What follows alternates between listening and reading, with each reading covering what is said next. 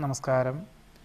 തൃക്കേട്ട നക്ഷത്രം ജനിച്ചവർക്ക് ഈ ജൂലൈ മാസത്തിൽ വിവരസാങ്കേതിക വിദ്യയിലാണെങ്കിലും ശാസ്ത്രീയ വശമൊക്കെ ശരിയാണെങ്കിൽ പോലും പ്രായോഗിക വശം ചിന്തിക്കാതെ ഒരു കാര്യത്തിനും പണം മുതൽ മുടക്കുവാനോ അതിനുവേണ്ടി പ്രയത്നിക്കാനോ പുറപ്പെടരുത്.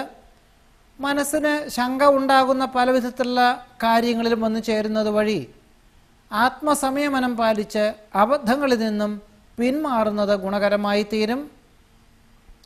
വാഹന ഉപയോഗത്തിൽ അമിത വേഗത ആവുന്നതും ഒഴിവാക്കണം. അസമയങ്ങളിലുള്ള യാത്രയും ഒഴിവാക്കുന്നത് നന്നായിരിക്കും. നിശ്ചയിച്ച കാര്യങ്ങളൊക്കെ വ്യതിചലനം വന്നു ചേരും. പണം കടം കൊടുക്കുന്നതും ജാമ്യം നിൽക്കുന്നതും ആവുന്നതും ഒഴിവാക്കേണ്ടതാണ്.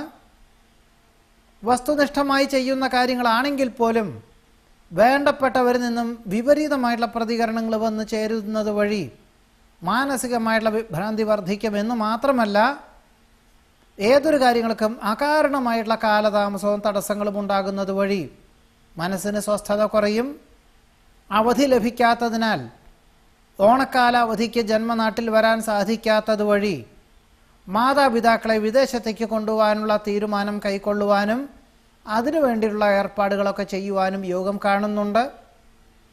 പലപ്പോഴും സാമ്പത്തിക ആവശ്യത്തിന് കടം വാങ്ങേണ്ടതായ സാഹചര്യങ്ങൾ ഉണ്ടായിത്തീരും. വ്യാപാര വിപണന വിതരണ മേഖലകളിലുള്ള മാന്ദ്യം തുടരുവാൻ യോഗം കാണുന്നുണ്ട്.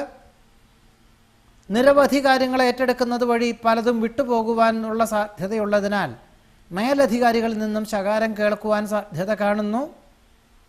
അറിവും കഴിവും പ്രാപ്തിയും ഉള്ളവർക്ക് അവസരം വന്നു ചേരുക വളരെ കുറവായിരിക്കും.